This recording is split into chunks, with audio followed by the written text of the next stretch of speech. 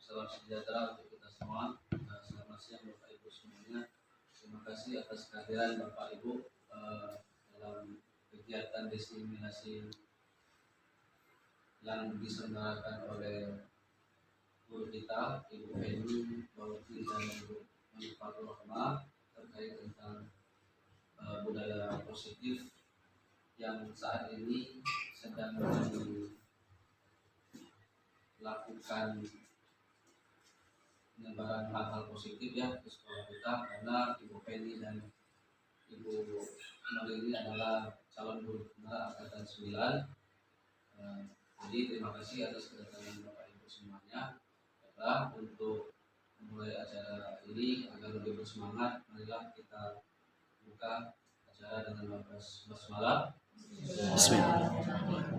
Kemudian marilah kita bersama-sama menyanyikan lagu Indonesia Raya agar kegiatan ini semakin Indonesia, tanah airku, tanah tumpah darahku, di sanalah aku berdiri, jadi pandu hidupku. Indonesia kebangsaanku, bangsa dan tanah airku, marilah kita berseru, Indonesia bersatu. Hiduplah tanahku, hiduplah negeriku, bangsaku, rakyatku semuanya. Bangga jiwanya, bangga mananya, untuk Indonesia Raya. Indonesia yang merdeka, merdeka, tanahku, negeriku yang ku cinta. Indonesia yang merdeka, merdeka, hiduplah Indonesia Raya. Indonesia yang merdeka, merdeka, tanahku, negeriku yang ku cinta. Indonesia yang merdeka, merdeka, hiduplah Indonesia Raya. Bapak Ibu, jemputan dari kepala sekolah SMK Negeri 1 Mataram Jaya, Bapak Mulyadi SPD RSI. Pada Bapak, silakan.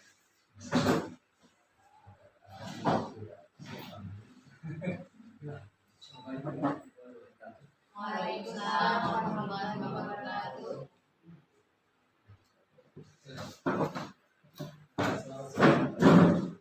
Alhamdulillah pada siang hari ini kita dapat berkumpul di sini dalam kegiatan diseminasi aksi nyata modul 4 dari budaya positif Kesatuan Negeri 1 Mataram Jaya.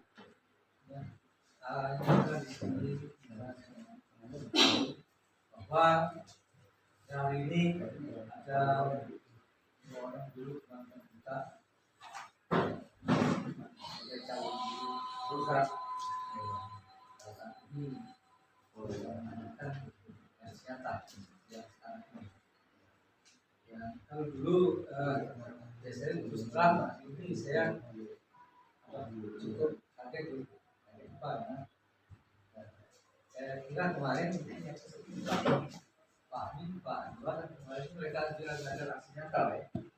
Itu tentunya mereka tanpa ada hal seperti ini ya, tapi yang kesal itu mengadakan juga kan ya, maaf kalau saya tidak tahu. Dan hari ini benaran kemarin juga itu ngomong bahwa Pak ya, Senin ini seperti hari ini tanggal 25. Bismillahirrahmanirrahim. Assalamualaikum warahmatullahi wabarakatuh. Waalaikumsalam warahmatullahi wabarakatuh.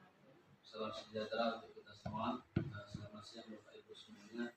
Terima kasih atas kehadiran Bapak Ibu dalam kegiatan diseminasi yang diselenggarakan oleh guru kita Ibu Feni Bawati dan Ibu Manifatul Rahma terkait tentang budaya positif yang saat ini sedang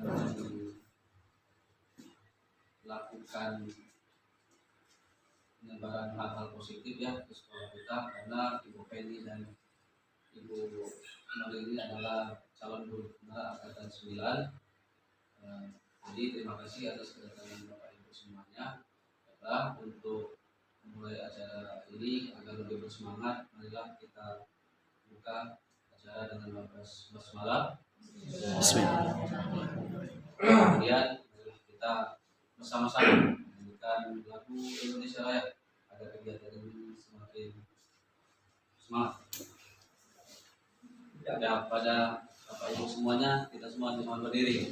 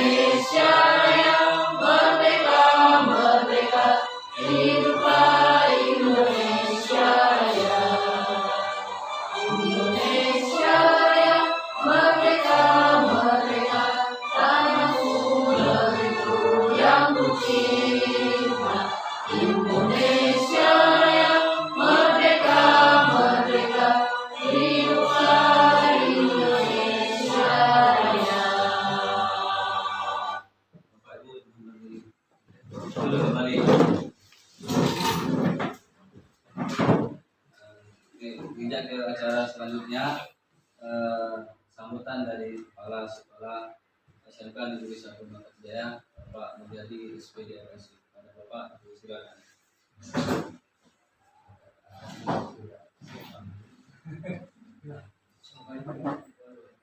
Waalaikumsalam warahmatullahi wabarakatuh.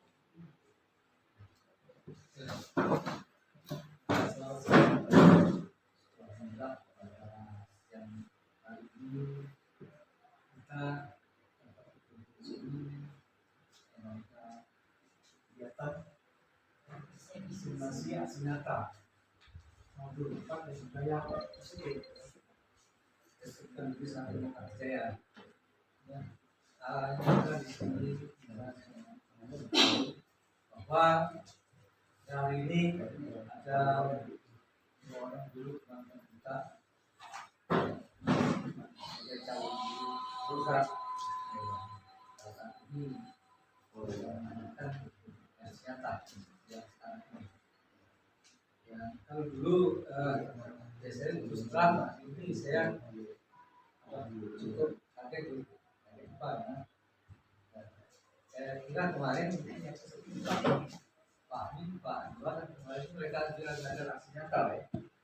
Itu tentunya mereka tanpa ada hal seperti ini ya, tetapi yang satu mengadakan juga kan ya, maaf kalau satu dan hari ini kemarin juga itu ngomong bahwa Pak ya Senin ini seperti hari tanggal 25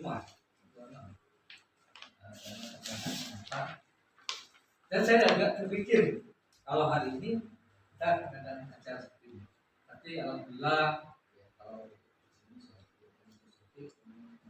ini harusnya kan tentunya sebagai calon guru migran ya, kita sudah ada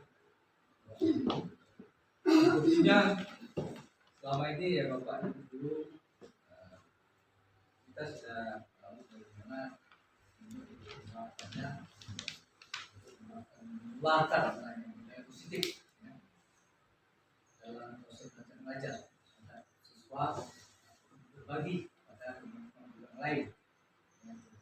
Jadi mungkin kesempatan ini artinya mengajak kawan-kawan yang lain untuk memastikan Pancasila juga ada nilai positifnya juga untuk apa ya menyesuaikan berbagai ilmu pada cara yang mungkin berbeda dan itu bisa jadi di sini nilai positif ini tentunya bukan saja kita istilahnya menyesuaikan ilmu tetapi juga lebih pada karakter siswa ya. Juga Bapak Ibu ini harapan saya ya, dan juga dengan adanya guru gerak nanti bisa apa ya, memotivasi Bapak Ibu mengajak Bapak Ibu yang lain-lain yang belum mungkin yang sini belum masuk atau belum ikut dalam apa dalam guru gerak ini. Nah, tentunya ke depan ya.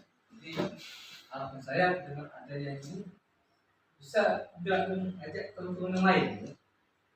Jadi bagaimana cara kita mensiasati atau ya, menyikapi perilaku siswa kita yang ada sekolahnya ya, baik dalam segi dengan kita mengajar kelas dan kita berikan punishment atau hukuman sanksi kepada siswa.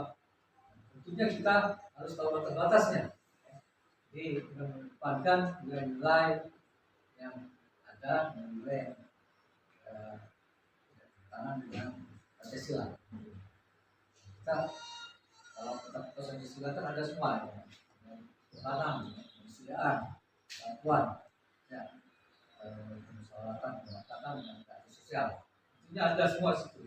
Jadi bagaimana dasar dari Pancasila itu kita praktekkan ke intinya saja ke apa ya ke agama, gitu. Dengan adanya kepercayaan masuk anak-anak bisa kita arahkan, ya itu dimengerti. Jadi karakter mereka tidak terlepas dari ya, apa itu nilai-nilai keagamaan. Dan juga masalah manusia, ya, itu kita memperlakukan siswa kita sebagai manusia sebagaimana mestinya, ya gitu. Ya kalau kita ada hal-hal yang memang anak itu kadang kita misalnya si adik kita beredarkan banyak sanksi ini sama-sama salah itu kita harus adil ya. Jadi, terus kita perlakukan mereka sebagai bagaimana mereka sebagai anak kita ya, bukan mereka cuma sekedar siswa kita tidak ya, baik itu di kelas ya, kelas. Jadi kalau saya kita hanya itu yang jelas saya ingin Bapak Ibu nantinya dengan ada kita Bapak Ibu sudah jadi pembinaan. Tentu ada inovasi-inovasi yang baru ya, yang dilakukan sesuai apa yang sudah didapatkan dan apa itu senjata ya, senjata itu ya, senjata berarti apapun yang kita dapatkan itu harus diimplementasikan ya, diimplementasikan sesuai dengan apa yang ada di dalam kurikulum yang kita. Jadi di sini ya saya mengharapkan dengan adanya itu tidak sebatas saja, jadi ya ada hal-hal yang mungkin menjadi kita lakukan sesuai dengan kebutuhan siswa yang menjadi itu sebagai apa ya, juga dan persatuan institusi ada sekolahnya. Jadi tidak hanya kita mencapai satu aspek saja, berarti secara keseluruhan ya. Dibawa mana anak kita ini? Itu kita arahkan kemana? Jadi kita jangan berikan peluang satu anak atau beberapa anak untuk sila membuli saya memberi kepada anak. Misalnya karena sekarang ini ya kalau kita di sini kalau di sekolah itu kan apalagi kebanyakan sekolah besar atau di kota ya, kalau yang kemudian itu sudah marak sekali untuk kekerasan siswa yang lain. Nah untuk itu tentunya kita harus memberikan edukasi, memberikan pandangan pada siswa. Jadi untuk kedepannya mau jadi apa? Jadi itu jadi objek ya. Jadi kalau bisa jadi subjek. Jadi kalau anak kita ya tadi masih tidak terlepas kalau kita mengajar kelas bisa kita tidak harus jelas bisa juga kalau ada waktu di luar kelas tidak masalah itu belajar bebas mereka dapat silakan kita berikan mereka untuk bisa mengaplikasikan apapun yang kita berikan ruang kepada mereka gitu kan untuk bisa apa ya misalnya seperti bahasa sosial yang pertama ya kalau satu itu mereka itu diberikan ruang untuk apa ya macam jatuh semua mereka sampaikan atau bercerita saya nyanyi jadi mereka itu kalau bisa kita mengajar ya, tidak monoton kita ruang mereka itu relax kelas relax nyantai tapi ada isinya gitu kan apa kita sampai itu yang kita sampaikan dapat mereka bisa menerima jadi tidak ada sifat kita nyampe ngomong kita ngomongin dia namanya itu jadi kita ajar oleh anak-anak kita main HP kita ngomong depan jadi banyak yang kita fokus istilahnya sebagai teacher center ya. Kalau bisa juga ini kan ke siswa senternya ke siswa ini kita berikan keleluasaan pada mereka ya. Intinya pemahaman pada mereka itu kita sampaikan kita ajar juga ya langsung kelas ini langsung semata-mata mengajar kita ini mungkin kita mungkin ada persepsinya gitu ya motivasinya nanti kita mengulang pendidikan mereka tidak diri atau mengingatkan kembali apa yang sudah mereka lakukan kita masih mikir mereka seperti kita ini singkat kita semakin jurus ke atas itu lebih banyak kalau kita tujuan itu berbanding kalau bulan ya kalau singkat itu 20 waktu atau 20 itu ke tujuan kalau itu mungkin 85 90 ke akademis gitu jadi anak kita ini lebih kadang-kadang kita lebih cenderung ke ini yang mana ada skill terampil karena rata-rata yang masuk SMK ini ya katanya yang mereka itu istilahnya agak benar masuk SMK semua varian kalaupun kenyataan begitu ya saya kira saya kalau sekarang tidak juga mereka nyadar ya bagi kita SMK ini ada dua pintu kalau saya ngomong anak mereka itu SMK itu kalau dulu sebenarnya kata itu tidak bisa dia paham itu kan harus semua karena SMK itu mereka kan kunci kedua mereka itu kalau tidak dia kerja dulu ya, terlepas dari apa sekolahnya di mana SMK di mana ya, itu kalau tidak ada jasa itu harus seperti orang dia kerja dulu Pak. Kita kan kelas menengah bawah mau kuliah mau S1 sampai umpamanya kan. Jadi mereka kerja dulu, nanti kerja gampang. Nah, dia tuh kalau kapan ini bisa, terus kapan dulu ada. Jadi itu kita jelaskan. Jadi anak kita sampai kita disiksa, jangan dia underestimate anak itu jangan sampai kita underestimate terhadap kita guru dari sekolah kita. Jadi kita motivasi jangan sampai mereka itu lebih muda dari sekolah ini. Jadi katakan bahwa anak itu bukan tergantung anaknya, atau mau tidak, gitu kan? Jadi dulu buat apa ya? Belajar mau itu ada jalan ya. There's will, there's way. Ya, bukan there's way.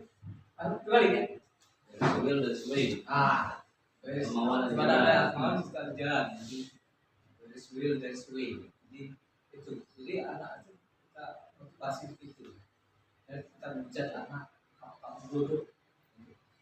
Itu budaya anak itu nanti kadang-kadang kita tahu. Ya. Kita mau menghargai anak jangan teman-teman yang lain. Panggil gitu kan. Saya tuh ada nggak misalnya manggil kamu perlu kamu kata-kata kawan-kawan. Jadi satu dua itu kalau anak lain pernah anak kalau berdasar.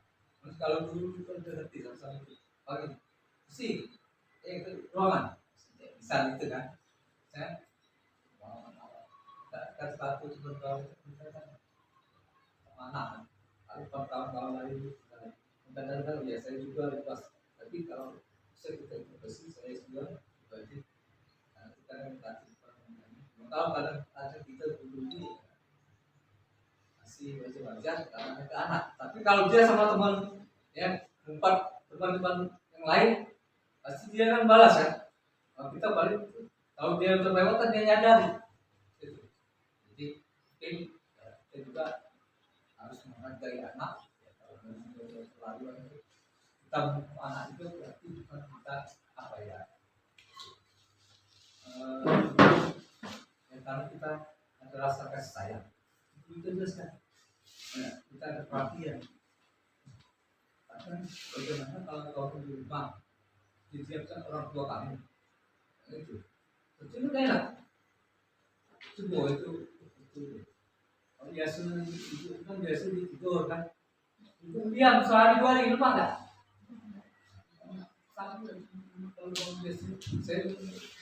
Kalau dia jadi nggak enak gitu. Jadi ya kadang-kadang itu anak tuh ini saya marah ngomong kau cek kepada saya dia tinggal. Nanti saya kalau udah benci saya tidak tegur kamu. Nanti kalau saya masih marah ada perhatian gitu kan. Jadi itu juga sama berkumpul gitu. Jadi kita jelaskan anak kalau kita berkumpul itu untuk apa? Kalau kita istilahnya apa ya? Penyakit itu ya sampai terluka gitu kan. Kalau koma habis itu, paling kita tendang lagi tidak apa-apa kan? Tendang koma kan? Gua jangan sampai tahu ada kamera masuk ruangan. Masuk ruangan. Kalau di ruangan itu saksi banyak itu terus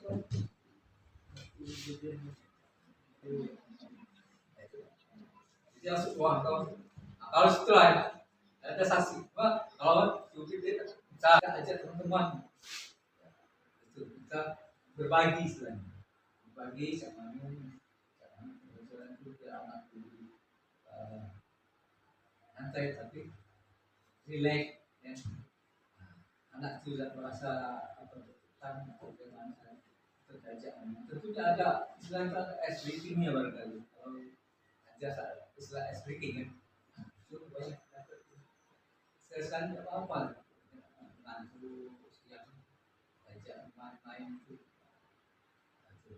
Itu yang berbagi saya saat ini kamu dapat itu yang banyak anak kita ini tidak bosan.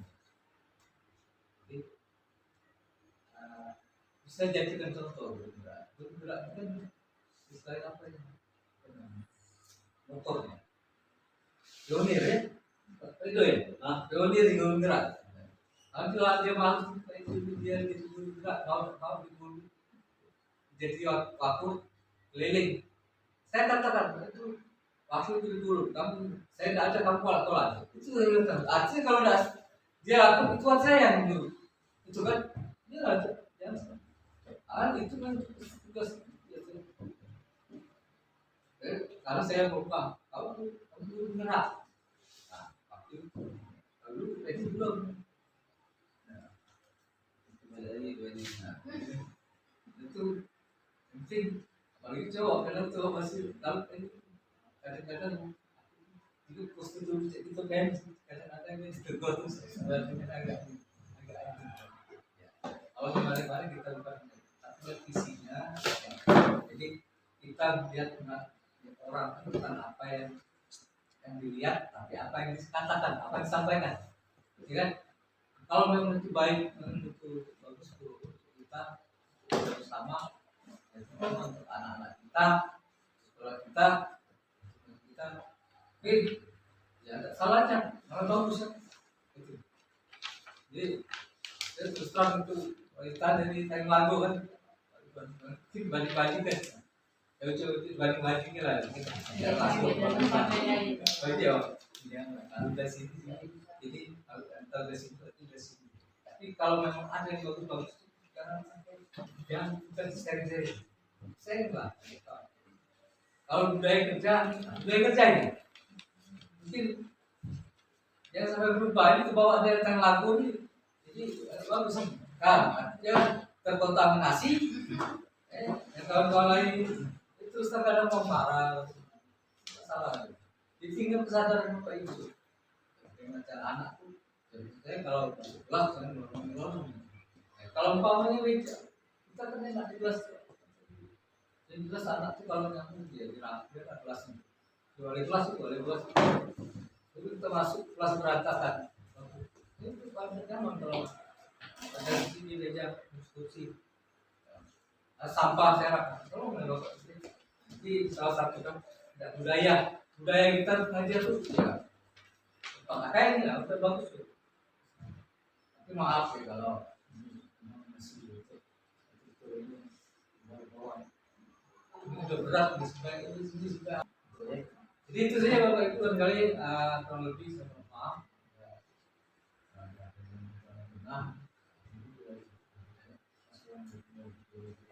Waalaikumsalam warahmatullahi wabarakatuh. Terima kasih kepada Bapak Mulyadi yang telah memberikan sambutan di acara diseminasi aksi nyata nomor 1/4 tentang budaya positif. Dan pada intinya apapun yang nanti akan disampaikan oleh Bu Nur dan Bu Feni akan memberikan kita semacam pengetahuan bagaimana kita sebagai guru akan memberikan hal-hal positif dari sesama kita rekan guru dan untuk baiklah sekali lagi terima kasih Pak Mul. Nah selanjutnya kegiatan ini penyampaian materi dari Ibu Feni dan Ibu Nur pada keduanya kami silakan.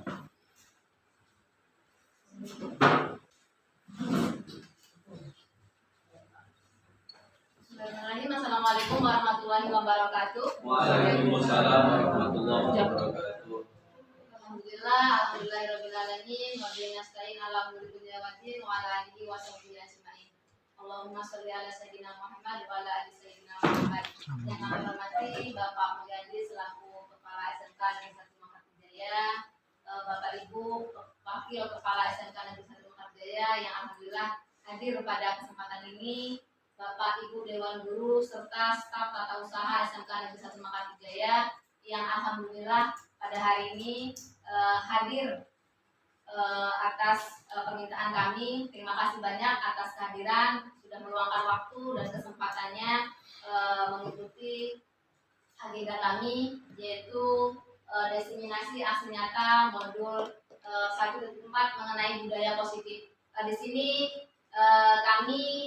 saya Feni Bauti dan Ibu Nur Fatur Rahmah, di sini kami mengikuti pendidikan calon guru penggerak yang mana saat ini kami ditugaskan untuk mengimbaskan atau menerapkan apa yang kami dapatkan di sekolah kita, yaitu di SMK Negeri 1 Mangkapjaya, terutama mengenai budaya positif yang ada di sekolah kita. Baik Bapak Ibu Guru, sebelum ke materi, karena sudah siang, boleh angkat tangannya sebentar. Sudah, tangan sebentar, enggak, seperti ini. Kalau ini berarti terbuka atau tutup? Terbuka. Kalau saya bilang buka berarti buka. Kalau ini tutup. Sekarang perintahnya lakukan yang apa saya katakan, tapi jangan lakukan apa yang saya lakukan. Ulangi, perintahnya adalah lakukan apa yang saya katakan, bukan yang saya lakukan. Baik, silakan ya saya. Buka, tutup, buka, tutup.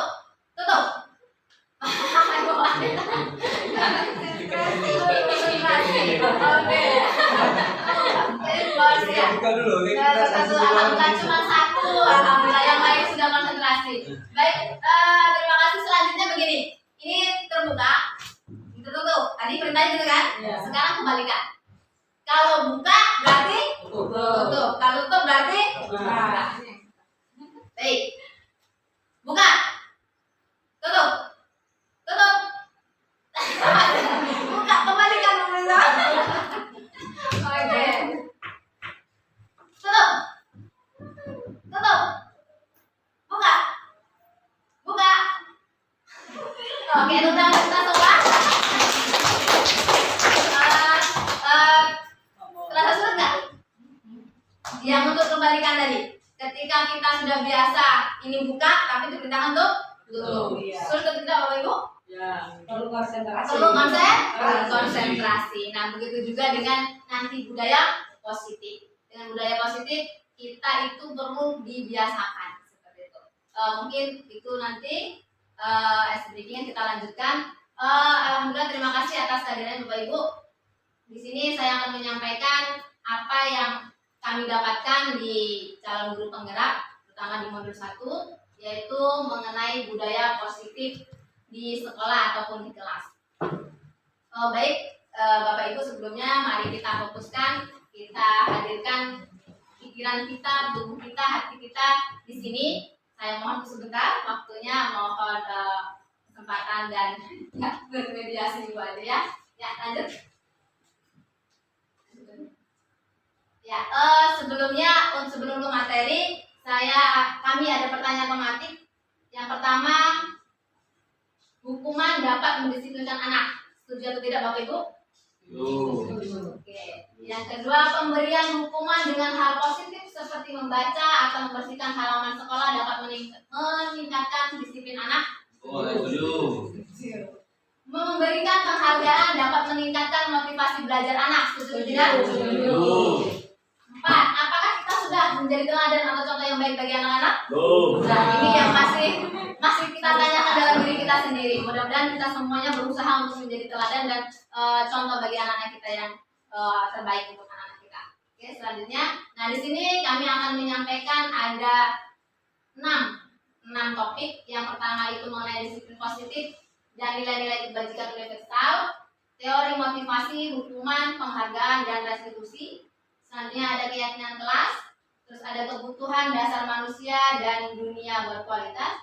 Yang selanjutnya ada restitusi, yaitu 5 posisi kontrol guru. Selanjutnya ada segitiga restitusi. Selanjutnya. Nah, yang pertama kita masuk ke dalam disiplin positif dan nilai-nilai kebajikan universal.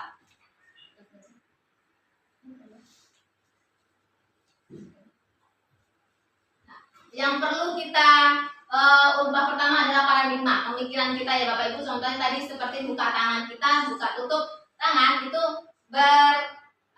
masuk ke dalam pemikiran kita kan. Nah, dalam konsentrasi kita perlu adanya perubahan dalam pemikiran. Begitu juga dengan budaya positif. Nanti apakah pertanyaan yang awal tadi akankah berubah atau tidak ketika kita sudah mendapatkan materi ini? Baik, siapa sesungguhnya yang memiliki kondisi? Tadi coba Bapak Ibu, kalau seandainya dikasih kertas dan menggenggam ada hal yang berharga, yang paling berharga bagi Bapak Ibu, Silakan pikirkan apa yang paling berharga bagi Bapak Ibu. Satu aja. Satu saja. Hal yang paling berharga bagi Bapak Ibu. Setelah itu Bapak Ibu genggam. Entah itu boleh genggam atau yang sudah dipegang Bapak Ibu, pokoknya sudah diamankan dengan baik. Nah, sekarang jika seandainya ada orang yang ingin memintanya, apakah dikasihkan? Kalau dirayu minta dikasih uang miliaran, ada atau pikir dulu Mas. Atau bahkan ada ancaman, apakah Mas dikasihkan? Itu kira-kira atau dikasih tidak Bu? Bapak Ibu? Dikasihkan tidak? Kira-kira? Itu hal yang paling berharga untuk kita. Mau tidak? Iya, yang paling berharga untuk kita. Dikasih enggak? Enggak kan? Nah, kira-kira dari sini siapa yang mampu mengontrol diri kita? Diri sendiri. Apapun yang dilakukan orang lain itu tidak akan berpengaruh ke kita. Mungkin tadi ada berpengaruh sedikit, tergantung tadi ya. Tergantung apa yang mau diberikan gitu ya. Nah, di sini kondisi respon bahwa kita mencoba mengubah orang yang pertama tadi dengan merayu, mengancam bahwa stimulus respon itu kita mencoba mengubah orang agar berpandangan sama dengan kita. Itu Bapak Ibu ya. Selanjutnya perilaku buruk dilihat sebagai sesuatu kesalahan. Orang lain bisa mengontrol saya, bisa tidak? Orang lain bisa mengontrol saya, bisa tidak?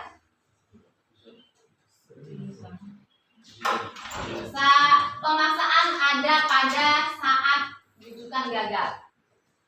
Selanjutnya model berpikir menang atau kalah. Terus ada namanya teori kontrol atau pilihan. Kita berusaha memahami orang lain tentang dunianya. Semua perilaku memiliki semua perilaku itu memiliki tujuan. Contohnya kita sendiri. Kita melakukan sesuatu pasti ada tujuan Bapak Ibu ya. Begitu juga dengan siswa kita. Siswa kita melakukan pelanggaran pasti punya tujuan. Selanjutnya hanya ada yang bisa mengontrol yaitu diri kita sendiri. Kita tidak dapat mengontrol orang lain, benar? Kita menginginkan orang lain berbuat sesuatu, cuma kita tidak bisa memaksakan dan kita mengontrol apa dia mau melakukan atau tidak. Selanjutnya kolaborasi dan konsensus dengan pilihan-pilihan baru. Selanjutnya model berpikir kurang ini ya. Oke, selanjutnya Bu, ada?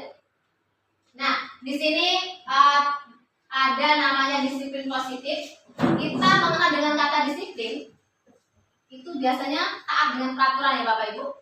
Mungkin di sini ada pengertian baru atau paradigma yang sebenarnya ini pengertian yang sebenarnya. Di sini disiplin positif ini adalah peta konsep yang akan kita pelajari, yang dimana di dalamnya itu nanti ada teori motivasi, ada teori 5 posisi kontrol, restitusi, keyakinan kelas, sampai dengan segitiga restitusi. Nah, ya selanjutnya dari sini kita apakah makna disiplin? Yang pertama, berasal dari disiplin itu berasal dari bahasa Latin yang artinya belajar.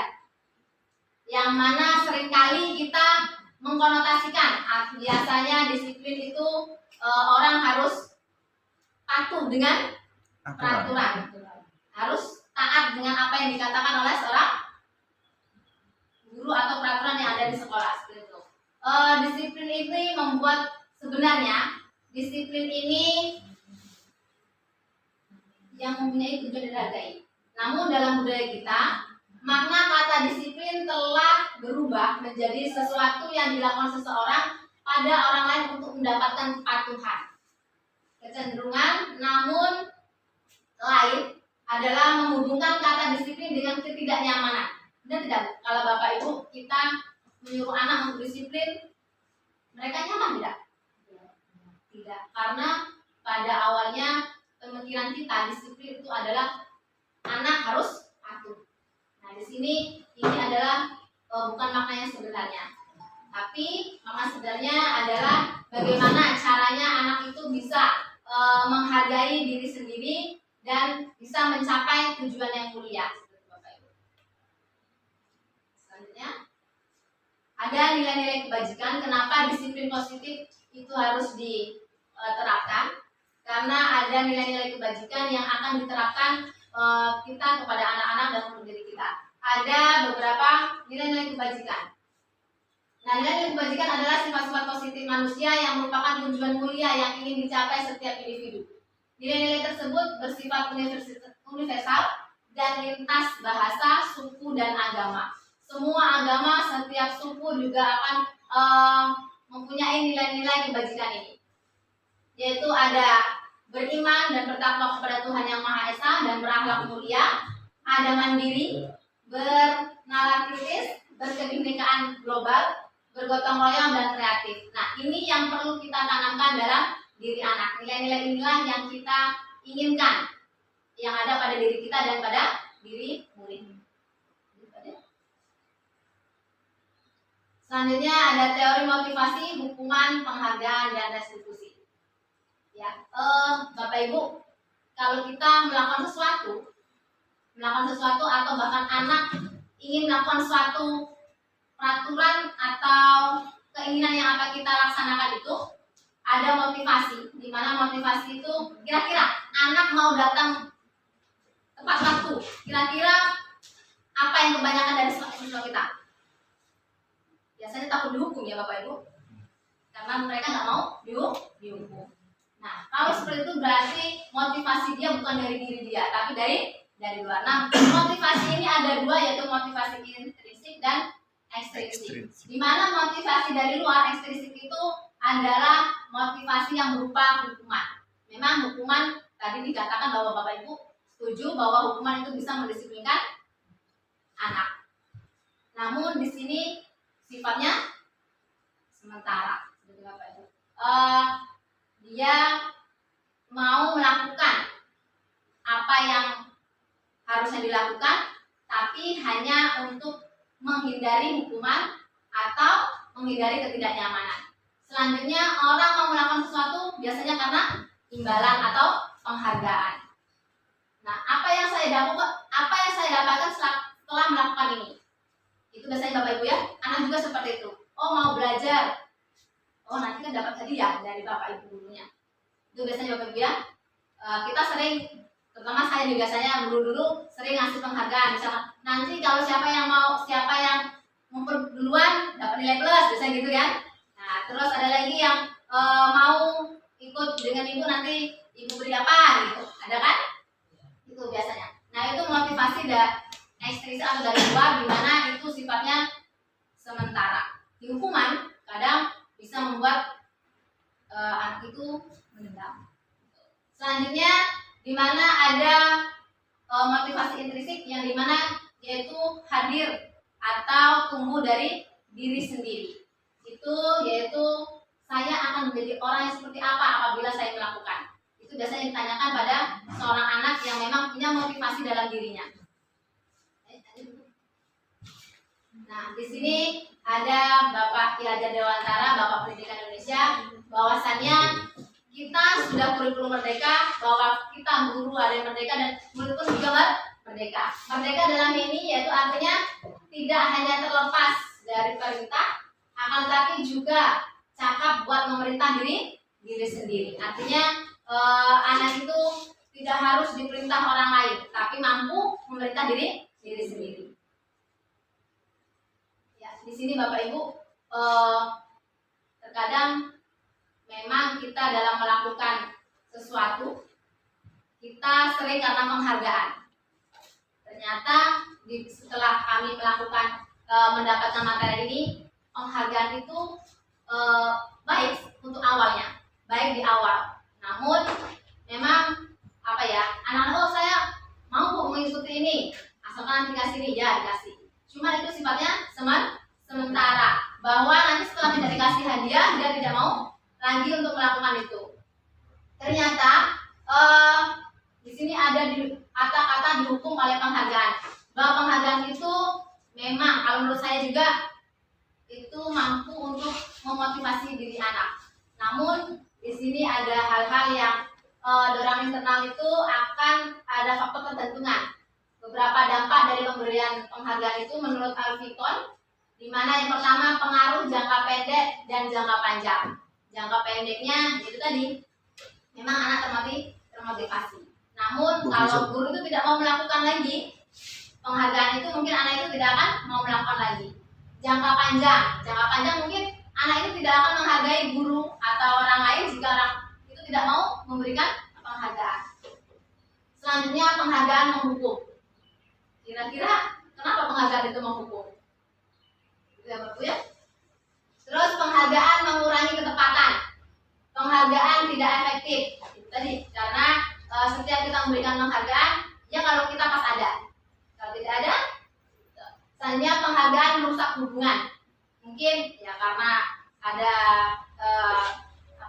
pendapat bahwa kenapa penghargaan itu bisa merusak hubungan, karena mungkin tidak sesuai dengan apa yang ya itu tidak sesuai. Selanjutnya, tapi kalau di sini penghargaan dapat merusak hubungan mungkin karena iri atau apa gitu ya. Tapi dari sini ternyata ada yang memang penghargaan bisa merusak hubungan. Orang ini dikasih hadiah, saya tidak, itu bisa merusak kecemburu atau memberikan kecemburuan sosial.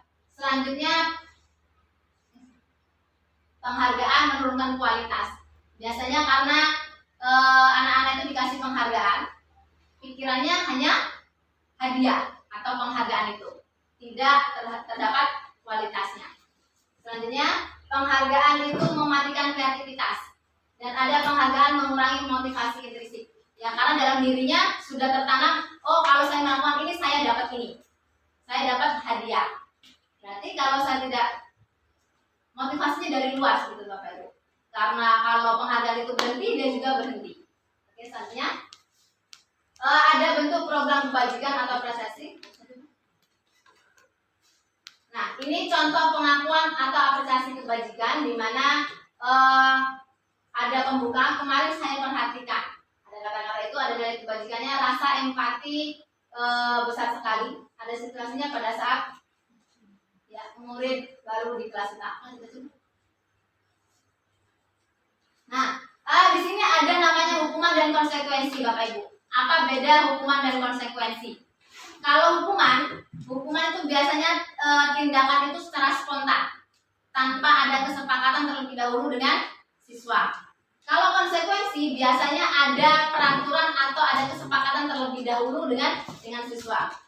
Contohnya mencatat 100 kali dalam buku kalimat saya tidak akan terlambat lagi karena terlambat ke sekolah. Itu kira-kira hukuman atau konsekuensi? Hukuman. Oke. Lari mengelilingi lapangan basket 2 kali karena terlambat hadir di sekolah. Hukuman. Menggantikan kertas tugas teman yang telah dicoret-coret. Konsekuensi. Membersihkan tumpahan air di meja tulis karena tersenggol pada saat belajar. Konsekuensi. Murid disuruh untuk tidak mengenakan sepatu seharian di sekolah karena tidak mengenakan sepatu hitam. Tentuan oke. Lari mengelilingi lapangan basket 2 kali karena terlambat 10 menit untuk pelajaran PJOK. PJOK. Oke, di sini ada. Oke, silakan lanjut Bu. Di sini ada jawabannya. Kelihatan ya? Ya. Ternyata tadi ada perbedaan pendapat bahwa lari mengelilingi lapangan basket 2 kali karena terlambat 10 menit untuk pelajaran PJOK. Di sini ada perlu digaris itu ada pelajaran PJOK. Itu di situ karena kenapa dikatakan konsekuensi, bahwasanya di situ pelajaran PJOK masih nyambung dengan pelajarannya sebetulnya lari. Jadi kalau mungkin kalau biasanya pelajaran olahraga ada pemanasan ya Bapak Ibu. Nah di situ. Oke, selanjutnya Bu. Ya, ini perbedaannya hukuman dan konsekuensi. Bahwasanya hukuman itu sesuatu yang menyakitkan harus terjadi, membuat anak-anak sakit hati atau sakit fisik untuk jangka waktu yang lama. Terus anak itu akhirnya akan membenci kedisiplinan. Bukan berarti semakin disiplin, tapi anak itu akan benci dengan kedisiplinan. Selanjutnya hukuman itu berupa paksaan, mendorong anak untuk menyakiti diri sendiri. Biasanya kalau itu tidak terlampiaskan dengan orang lain atau tidak ada tempat berbagi, akhirnya dia akan menyakiti diri sendiri. Konsep diri yang buruk. Ciri yang lain, anak belajar untuk menyembunyikan kesalahannya. Biasanya membuat anak itu marah, rasa bersalah, dipermalukan, merasa tak dihargai. Itu kalau hukuman dilakukan. Selanjutnya, konsekuensi. Biasanya sesuatu hal yang terjadi. Selanjutnya, membuat anak itu merasa tidak nyaman dalam jangka waktu pendek. Dalam jangka waktu pendek, anak itu tidak merasa nyaman. Anak akan menjadi disiplin. Selanjutnya, mungkin bisa dibaca sendiri Bapak Ibu ya. Ya, bisa menimbulkan anak itu kehilangan hak. Baik. Ya, di sini ada kata restitusi. Sudah pernah dengar Bapak Ibu sebelumnya? Ya, belum, saya juga baru di CGP ini lah baru dengar. CGP, restitusi. Restitusi adalah proses menciptakan kondisi bagi murid untuk memperbaiki kesalahan mereka, sehingga mereka bisa kembali pada kelompok mereka dengan karakter yang lebih kuat. Restitusi juga merupakan proses kolaborasi yang mengajarkan murid untuk mencari solusi untuk masalah mereka dan membantu murid berpikir tentang orang seperti apa yang mereka inginkan menjadi apa dirinya nanti dan bagaimana mereka harus melakukan atau memperlakukan orang lain. Artinya restitusi itu proses menciptakan kondisi di mana anak itu memiliki motivasi intrinsik dalam dirinya tanpa ada pengaruh dari orang lain. Karena kalau sudah ada motivasi dalam diri kita, apapun yang di luar tidak akan berpengaruh untuk kita. Karena pada dasarnya yang bisa mengontrol diri kita adalah diri kita sendiri. Next. Ya, di sini perbedaan hukuman, konsekuensi, dan restitusi. Dimana kalau hukuman tadi sama-sama kita ketahui dan konsekuensi, dan di sini restitusi itu merupakan jalan untuk menyelesaikan suatu masalah. Fokus pada pemecahan masalah yang kita jalani, terus murid itu belajar untuk bertanya jawab untuk perilaku yang harus dia lakukan itu harus bagaimana.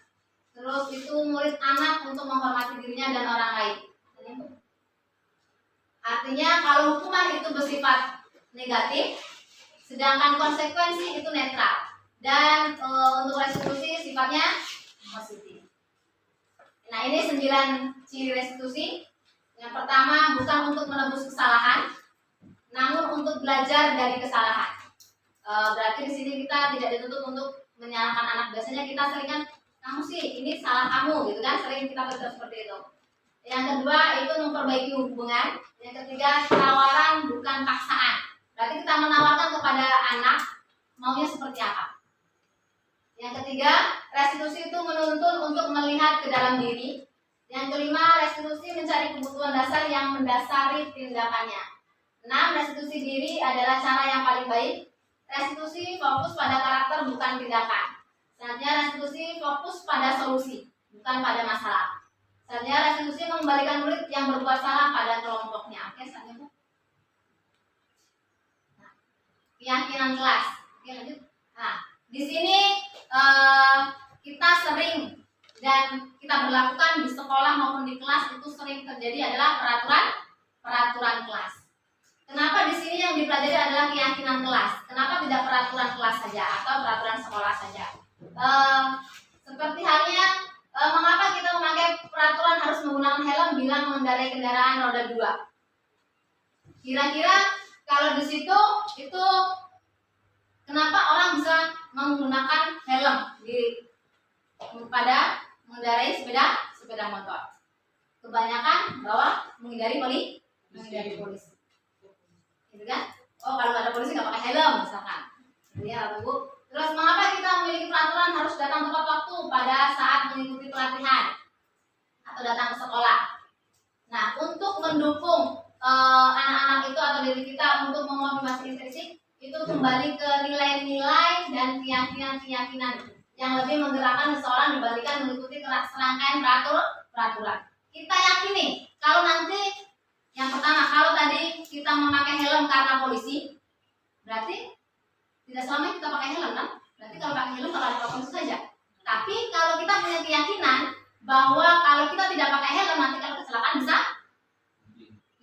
mati, gitu ya. Kalau kita mempunyai motivasi atau punya keyakinan dalam diri kita, ya maka kita akan melakukan peraturan yang ada, seperti itu Bapak Ibu. Jadi timbulnya bukan peraturan yang kita taati, tapi keyakinan dalam diri kita. Gitu. Kenapa di kelas atau di sekolah sebaiknya adanya keyakinan kelas. Selanjutnya Bu. Nah di sini tingkatannya. Yang pertama itu adanya peraturan. Setelah peraturan, dari peraturan timbullah keyakinan kelas.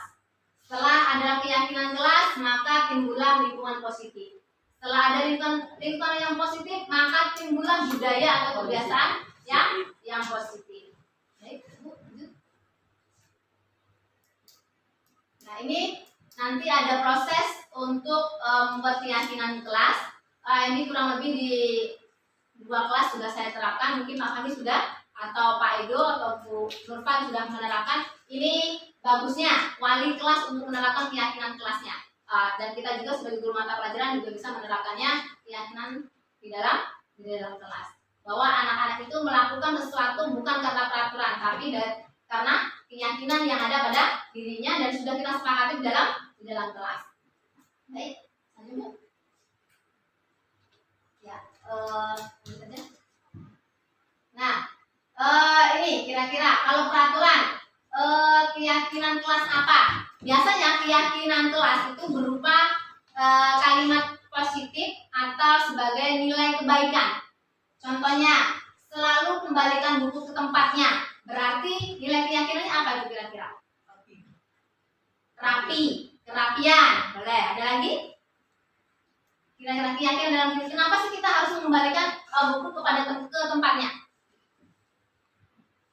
Keyakinan yang kita yakini.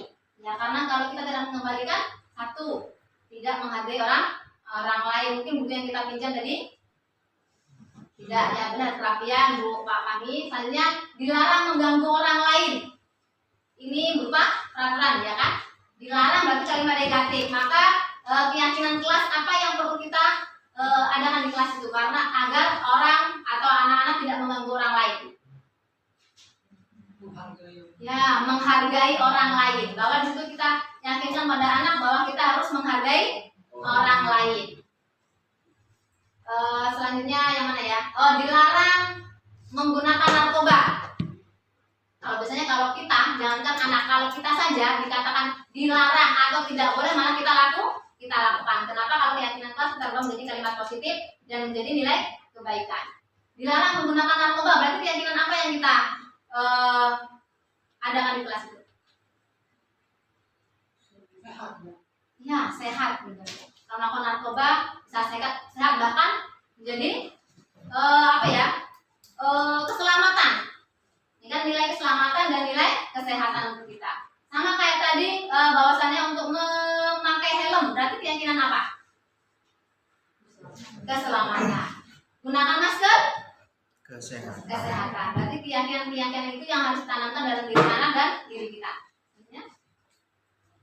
Nah, ini jawabannya tadi Bapak Ibu. Ya. Bahwa selalu mengembalikan buku ke tempatnya, kita keyakinan kelasnya yaitu tanggung jawab. Dilarang melakukan kekerasan, berarti keselamatan dan menghargai orang lain. Ya, nah di sini ada kebutuhan dasar manusia dan nilai yang ada bersama dengan memilikinya berkualitas. Nah, kebutuhan dasar manusia, siapapun ini, nama kebutuhan dasar berarti yang wajib dipenuhi. Itulah kenapa kita sebagai guru, kalau anak melakukan sesuatu berarti ada kebutuhan yang tidak terpenuhi oleh diri anak. Jangan anak kita saja. Kalau kita melakukan sesuatu pasti ada kebutuhan yang perlu kita penuhi. Ada 5 ada kebutuhan dasar. Yang pertama itu ada bertahan hidup. Contohnya apa? Makan. Ya, makan. Mungkin orang itu bisa melakukan pelanggaran, misalkan mencuri, karena dia mungkin tidak punya beras atau tidak punya uang untuk bertahan hidup. Anak atau kita seseorang melakukan kesalahan karena ini tadi tidak bisa bertahan. Yang kedua ada karena ada kebutuhan kasih sayang dan rasa diterima di lingkungan kita. Dan kebutuhan selanjutnya adalah penguasaan. Terus ada mungkin kebutuhan kesenangan. Mungkin anak-anak itu tidak mau menuruti kita atau mau melakukan sesuatu kepada kita itu karena mungkin dia senang melakukan. Biasanya ada kan anak yang ngajak ngobrol kita, atau mungkin kata-katanya mungkin agak kasar, atau misalkan anak-anak itu gak seakrab dengan kita karena mungkin di situ ada rasa senang terhadap apa yang dilakukannya. Selanjutnya ada kebutuhan dasar anak yaitu karena kebebasan. Mungkin anak-anak di rumah kurang bebas, maka di sekolah melakukan pelanggaran itu karena ingin memenuhi rasa kebebasannya di sekolah. Ya, ini 5 posisi kontrol kita sebagai guru. Di mana ya ada 5. Yang pertama ada penghukum, yang kedua ada pembuat rasa bersalah, ketiga sebagai teman, yang keempat pemantau, dan kelima sebagai manajer. Kira-kira kita setiap melakukan atau menyelesaikan permasalahan dengan siswa, biasa kita yang mana? Posisi kita di mana? Penghukum biasanya kan udah datang, nah silakan, sudah push up, bisa gitu kan? Nah itu biasanya yang sering kita lakukan. Nah di sini ada ciri-cirinya, di mana penghukum sampai ke manajer itu ada ciri-cirinya tersendiri. Ya, kalau penghukum bisa dibaca Bapak Ibu? Ya. Penghukum membuat kesalahan, membuat rasa bersalah. Kalau penghukum biasanya menghardik untuk menunjuk menyakiti fisik anak.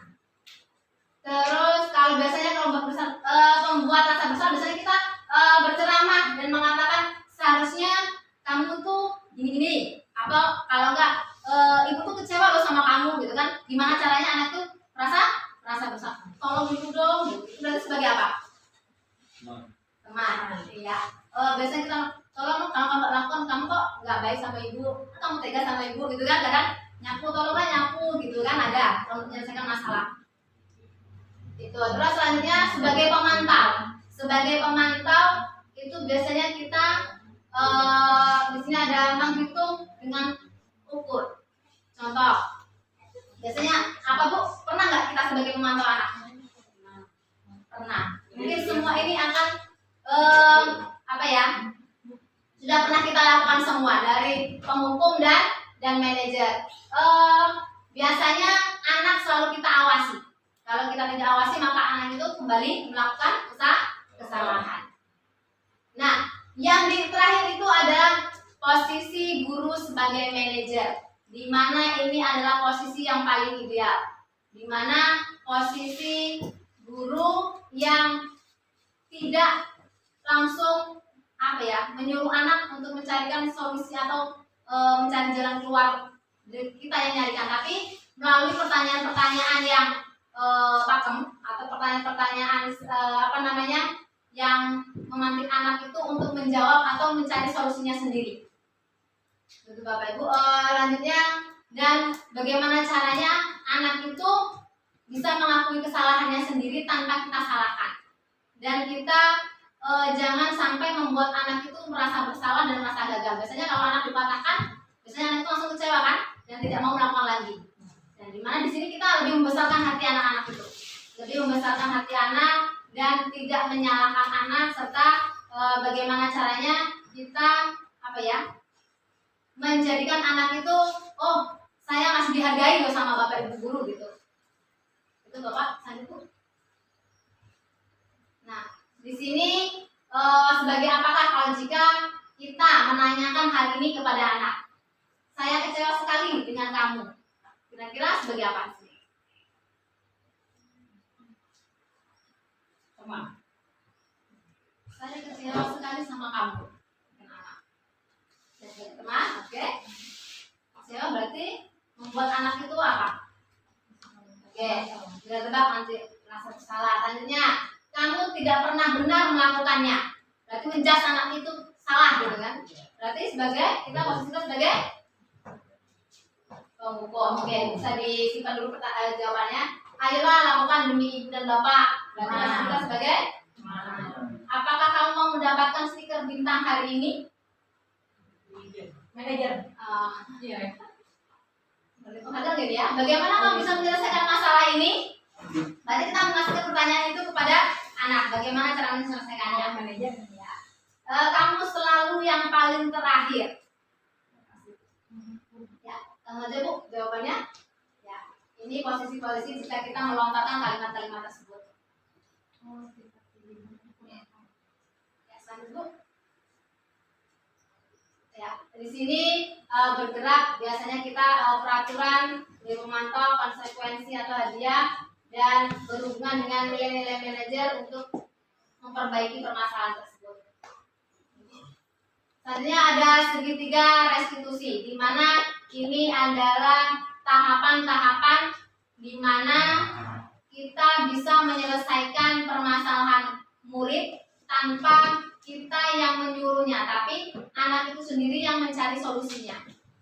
Oke, yang pertama itu ada tahapan pertama yaitu menstabilkan identitas, di mana anak itu sama yang dikatakan oleh Bapak Kepala Sekolah tadi, bahwa untuk menyelesaikan masalah anak itu tidak bisa langsung kita ceramah di depan anak-anak atau teman-temannya secara ramai, maka kita panggil anak tersebut untuk menghadap kita. Yang pertama yang perlu kita sampaikan kepada anak itu yaitu menstabilkan identitas, di mana kita itu setiap di sini kita menyampaikan bahwasannya setiap orang pasti melakukan kesalahan. Di sini kita membesarkan hatinya terlebih dahulu Bapak Ibu. Nah, biasanya kalimat ini kamu bukan satu-satunya orang yang pernah melakukan ini. Dan juga ada kalimat ibu juga pernah melakukan kesalahan ini. Jadi mereka merasa tidak langsung disalahkan oleh kita. Yang kedua ada namanya validasi kebutuhan. Nah, di sini kira-kira kebutuhan anak apa yang perlu dia butuhkan sehingga dia melakukan hal tersebut. Nah, biasanya ini kita tanyakan kepada anak itu, dia melakukan tersebut pasti ada alasannya. Alasan apa kira-kira yang membuat dia melakukan hal tersebut atau pelanggaran tersebut? Adakah cara yang lebih baik atau yang efektif untuk mendapatkan apa yang kamu butuhkan? Itu untuk mencari solusinya. Selanjutnya yaitu menanyakan keyakinan kelas. Nah, di sini kenapa tadi di awal ada namanya keyakinan kelas? Kita kembalikan anak-anak itu yakin atau percaya tidak sama keyakinan yang sudah kita terapkan di kelas. Contohnya tadi ya, nilai-nilai apa yang perlu dia terapkan atau yang dia langgar ketika dia melakukan kesalahan tersebut. Selanjutnya, kamu ingin menjadi seorang seperti apa nantinya? Maka kita kembalikan kepada keyakinan kelas atau keyakinan yang ada pada dirinya sendiri.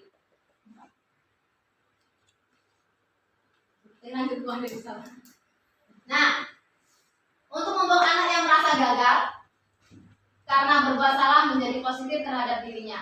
Biasanya anak kita kalau sudah menjadi anak berarti sudah anak itu sudah merasa gagal.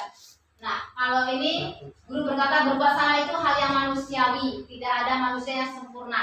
Ibu juga pernah buat salah. Di sini bisa menjadikan salah satu agar anak-anak itu bisa berpikir positif. Kita pasti bisa menyelesaikan permasalahan ini bersama-sama. Tidak tertarik untuk membahas permasalahannya, tapi fokus kepada solusi. Baik, kalau kamu menyalahkan dirimu sendiri terus-menerus kamu bersikap baik pada dirimu sendiri, maka kembalikan pada keyakinan yang apa yang mereka yakini. Kira-kira Bapak Ibu, kira-kira dari paradigma tersebut, memang sih untuk melakukan ini kita perlu namanya belajar dan membiasakan dari diri kita sendiri. Agar terutama diri kita nih, kita ke sekolah harus ada motivasi dalam diri kita. Mungkin biasanya kita datang kalau nggak ada pamur datang telat nggak apa-apa, gitu kan? Nah itu bukan motivasi dari dalam diri. Maka mulai dari kita, mudah-mudahan budaya positif yang ada di sekolah kita mulai dari diri kita, Bapak Ibu guru, sehingga menjadikan contoh untuk anak-anak. Jadi anak-anak bisa mencontoh kita dan kita terapkan di kelas dan menerapkan bagaimana untuk membuat atau memecahkan permasalahan yang ada di sekolah kita. Kita bersama-sama belajar memposisikan kita sebagai manajer, tidak lagi menghukum ataupun membuat kekerasan di dalam sekolah, karena memang sudah ada kejadian-kejadian yang memang sudah harus kita pelajari dan kita evaluasi. Memang pada dasarnya menghukum itu bentuknya bisa menyakiti dan bisa bahkan membuat anak itu dendam terhadap kita, bahkan bisa benci terhadap kedisiplinan. Ya, kembali Bapak Ibu. Tangannya tadi kira-kira. Tepuk satu, tepuk dua, tepuk tiga. Alhamdulillah masih semangat. Oke, masih ini apa? Jempol. Ini bisa kalau gini bisa? Bisa? Udah? Nah sekarang kalau seperti ini bisa? Jempol sama kaki bisa? Gini bisa? Kadang nggak bisa. Ini bisa? Kalau gini bisa?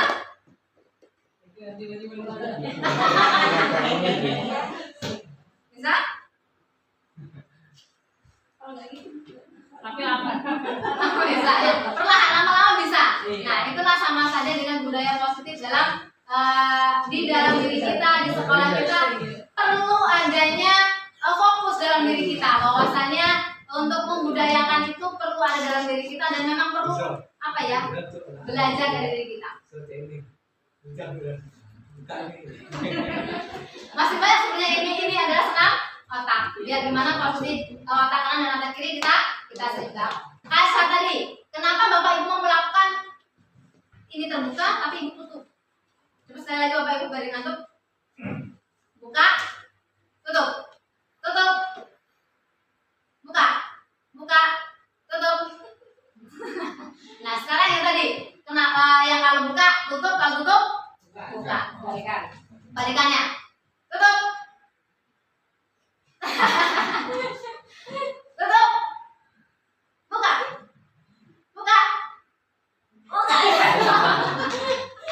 Sudah jawab pertama, nggak fokus ya. Kalau sudah siap, itulah sama halnya kita belajar budaya positif.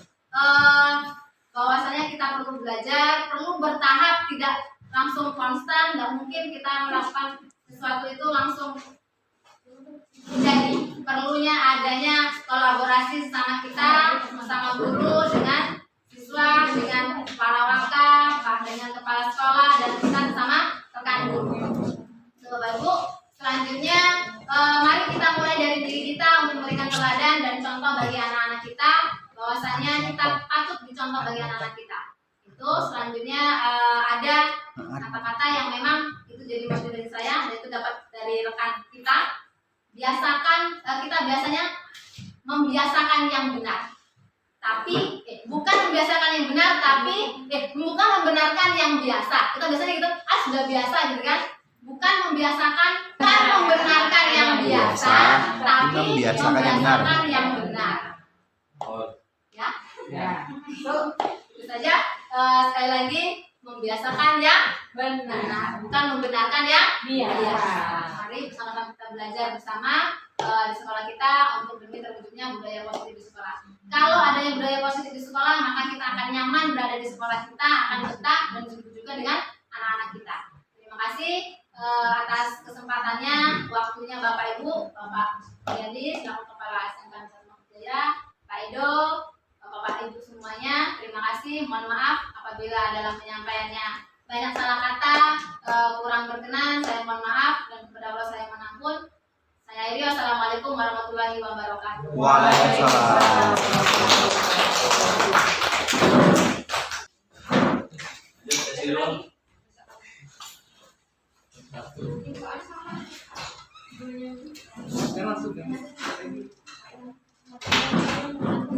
Baiklah Bapak Ibu, terima kasih penyampaiannya luar biasa dari Ibu Peggy Bausi dari Ibu Fatul Rahmat terkait budaya positif.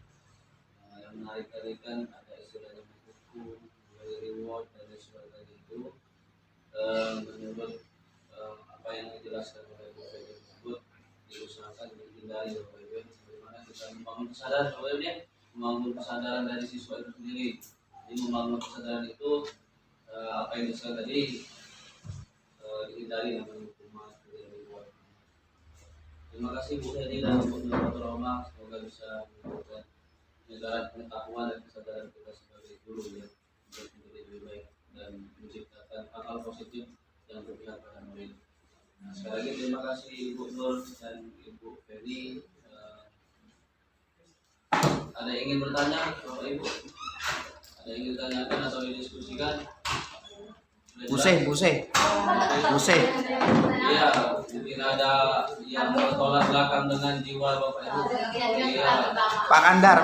Mungkin selama ini ada hal-hal yang sudah biasa kita lakukan ya, menegur atau memberi punya Bapak Ibu punya pandangan tersendiri. Benar, kata benar biasa. Membenarkan yang biasa, tapi membiasakan yang benar. Oke, itu ya. Terima kasih Bapak Ibu sekali lagi. Saya pemandu acara, mohon maaf untuk segala kekurangan. Marilah kita tutup kegiatan kita hari ini. Alhamdulillah. Alhamdulillahirobbilalamin. Wassalamualaikum warahmatullahi wabarakatuh. Waalaikumsalam warahmatullahi wabarakatuh.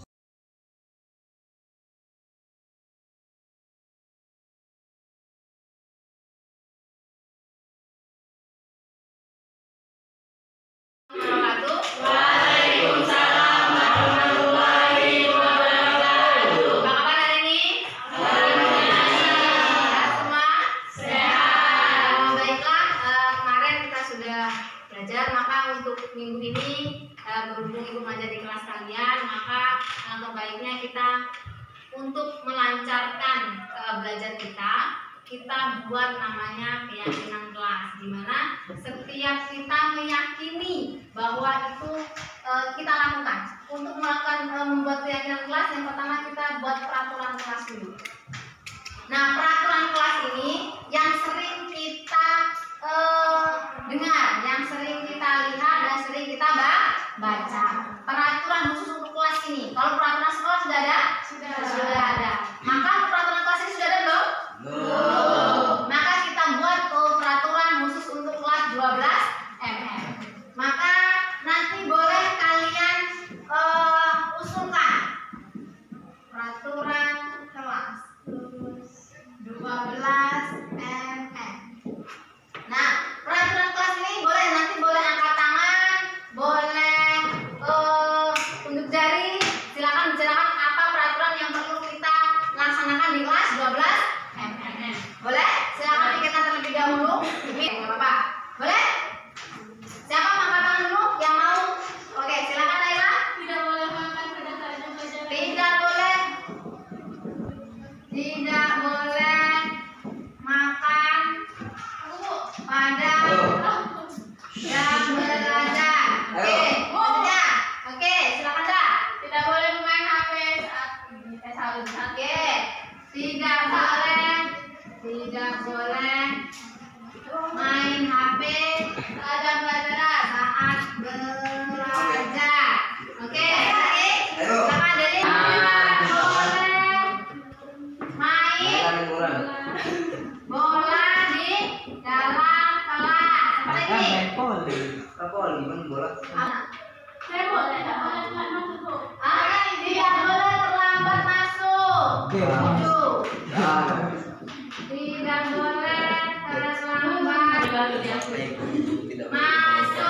Oke, lagi. Lagi. Oke, Yulia. Tidak boleh mengerjakan PR di kelas. Betul. Tidak boleh mengerjakan PR di kelas. Dari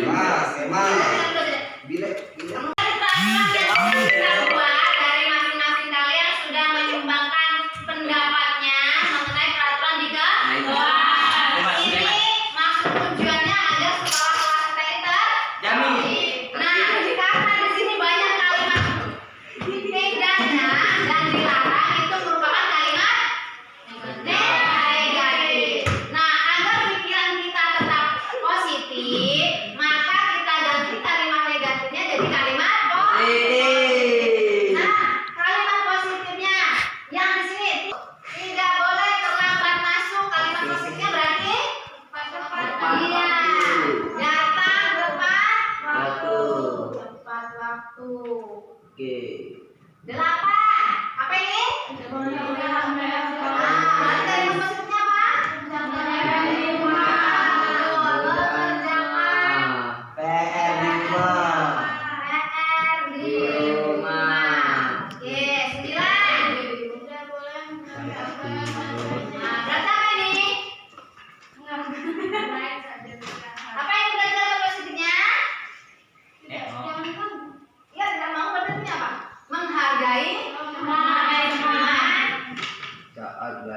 berdiam di kursi masing-masing. Menghargai teman saat belajar. Apa maksudnya Diki Mas? Ketika belajar diam di kursinya masing-masing, boleh. Ketika belajar duduk di kursi masing-masing atau di tempat masing-masing ya. 10. Tidak boleh nyontek saat ujian. Jujur dalam mengerjakan mengerjakan ulangan. Mengerjakan ujian atau soal. Oke. 11. Wajib tiket. Harus ya, baca sama cepat. Sudah kalimat pasti? Wajib tiket. 12. Berarti kalimat maksudnya ya melepas sepatu saat melepas sepatu saat masuk kelas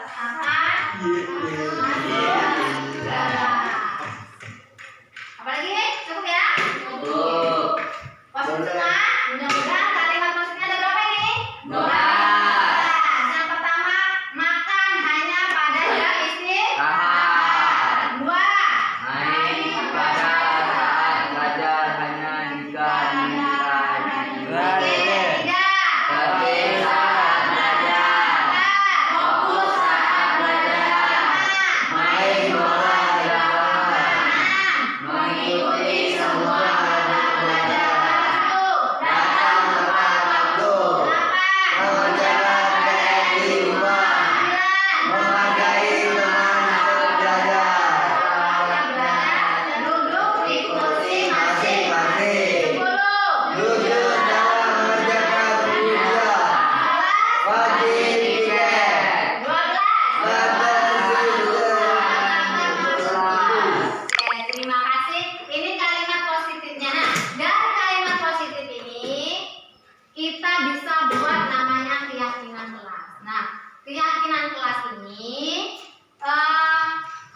adanya aku yakin. Kalau yakin kan ini apa? percaya diri, percaya, Kalau kita yakin terhadap Tuhan, berarti artinya kita apa? Percaya. Percaya terhadap Tuhan. Apakah percaya itu dilaksanakan bagaimana? Cara untuk menerapkan kita yakin kepada Tuhan?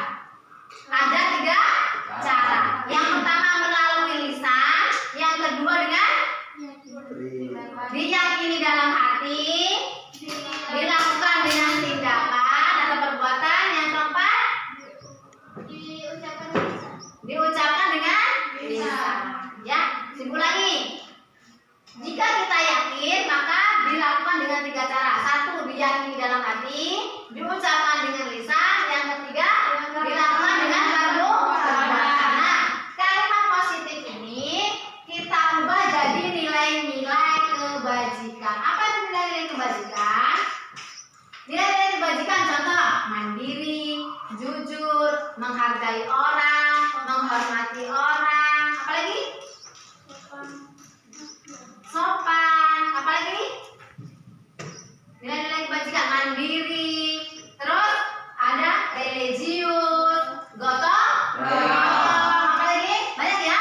Itu termasuk nilai-nilai kebajikan. Nah, dari ke-12 ini kita masukkan ke nilai kebajikan. Kira-kira makan hanya pada saat jam belajar istirahat berarti artinya apa kita?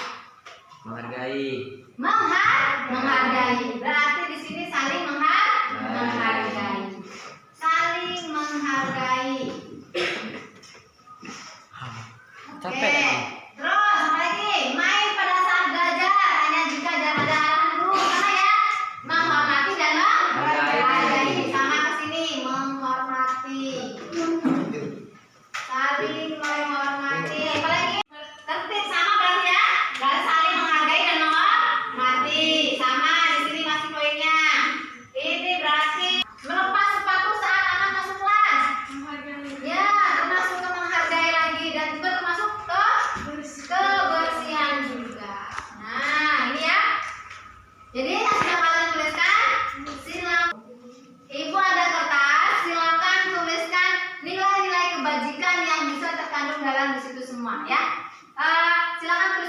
masing-masing nanti kita tempel di kertas, gitu ya. Tempel di kertas dan itu biar bisa kita lihat semuanya dan kita yakin dan kita lakukan bersama, gitu ya. Oke. Silakan tuliskan keyakinan yang nilai kebajikan atau keyakinan yang perlu di satu aja cukup. Sebut-sebutin tadi siapa? Boleh. Tidak boleh tidur. Nah, kalau tidak boleh tidur berarti kita harus apa? Itu sama saja nilai kebajikannya apa? Menghargai orang lain. Apa?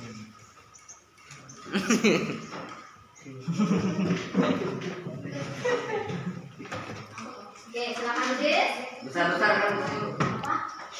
Itu mereka yang tulis. Kecil ya, apa dah? Ibu itu kalau terkait iya satu aja nggak apa, dituliskan satu aja. Biasa. Ibu itu aja salah satu. Karena hanya pada saja belajar terus nilai kebajikan langsung nilai kebajikannya aja. Besar-besar. Berarti langsung tulis satu menghargai betul-betul. Ya. Cari kira-kira nyambung di sini dari bawah ke sini.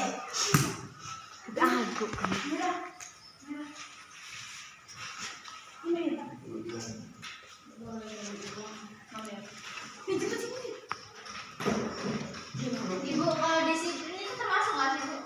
Apa? Iya masuk. Masuk.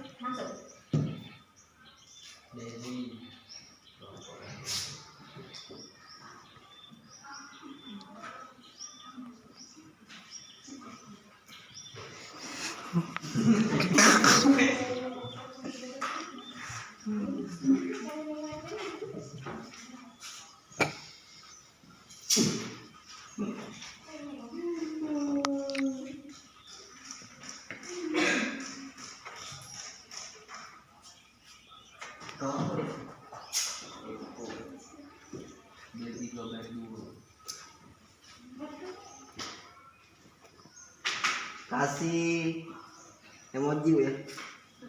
Kasih emoji. Boleh. Boleh beda satu lagi. Boleh.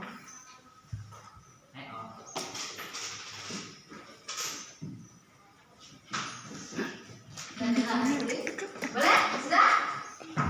Oke, silakan taruh dulu. Ibu ada kertas, silakan tuliskan nilai-nilai kebajikan yang bisa terkandung dalam di situ semua ya. Silakan tuliskan di sini masing-masing, nanti kita tempel di kertas, gitu ya. Tempel di kertas dan itu biar bisa kita lihat semuanya dan kita yakin dan kita lakukan bersama, gitu ya. Oke. Silakan tuliskan keyakinan yang nilai kebajikan atau keyakinan yang perlu di satu aja cukup. Sebut-sebutin tadi siapa? Boleh. Tidak boleh tidur. Nah, kalau tidak boleh tidur berarti kita harus apa? Itu sama saja. Oke, silakan tulis. Besar-besar kan kecil. Apa? Itu mereka yang tulis. Kecil ya, apa dah? Ibu itu kalau terkait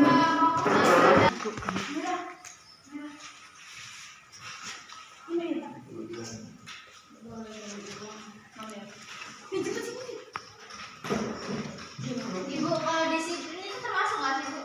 Apa? Iya masuk. Masuk.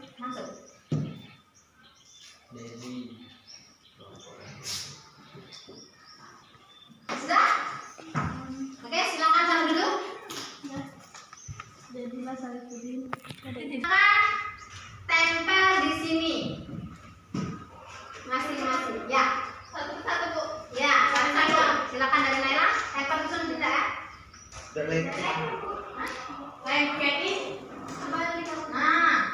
oke ya, udah, silakan. Ditimpo. Samping lagi, ini masih kecil apa? Ah. Oke, lanjut.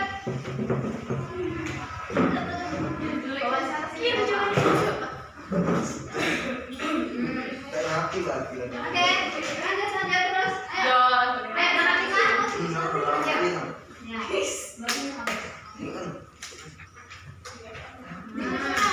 Oke, lanjut. Ya.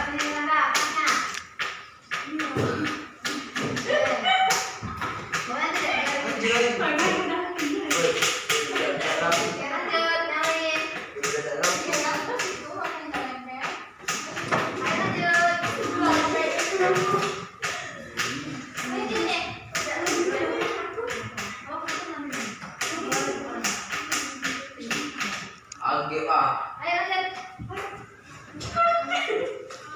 Ayo usut. Oke. Saling manggil sama ada guru, berarti kalau ada guru gimana nih? Oke. Oh, kembali ke apa? Mas, kalau apa di situ? Oke. Sengaja. Sengaja. Mana ibu? Penting. Oke.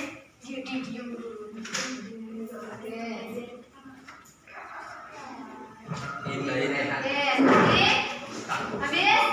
Bisa nulis 2020. Habis? Gue ya, lagi gue 12 bilang hidup di saat ada guru, ada pelajaran. Oke, berarti itu kemana nilai keyakinannya? Saling menghargai. Ini ya, berarti nilai positifnya.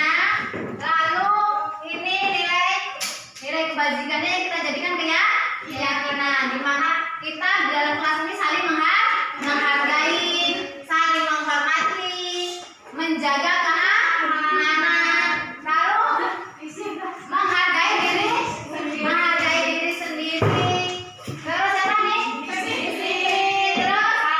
mandiri dan jujur, menjaga kebersihan. Nah, apa yang kamu tempel dan apa yang kita tuliskan mudah-mudahan bisa kita terapkan. Ini jadi keyakinan kelas 12 MM. Keyakinan berarti sama apa? Diyakini dalam hati, diucapkan dengan lisan, Dilakukan dengan perbuatan. coba kita sekali lagi kita ya. Nah ini ya. Berarti pertama apa? 1. Saling menghargai. 2. Saling menghormati. 3. Menghargai diri sendiri. Lanjut. Disiplin. Mandiri dan jujur. Nah, di sini boleh.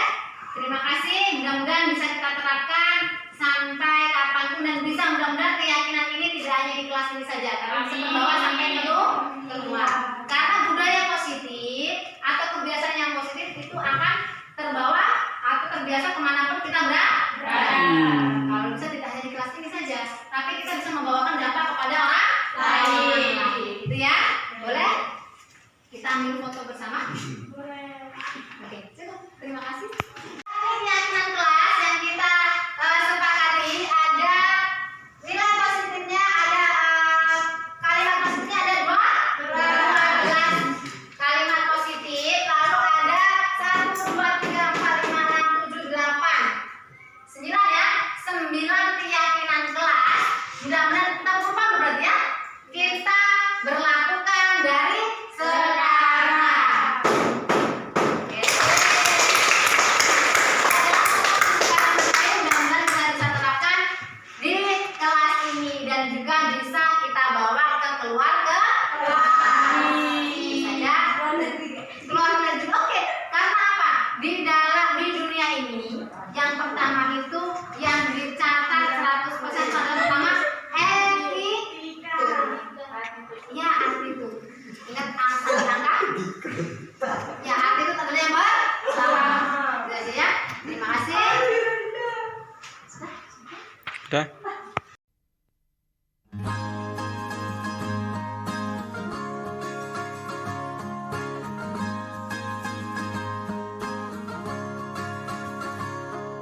Mimpi adalah kunci untuk kita menaklukkan dunia.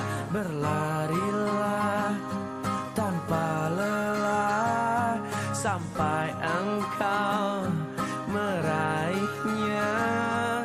Laskar pelangi takkan terikat waktu. Bebaskan mimpimu rasa, warnai bintang di jiwa.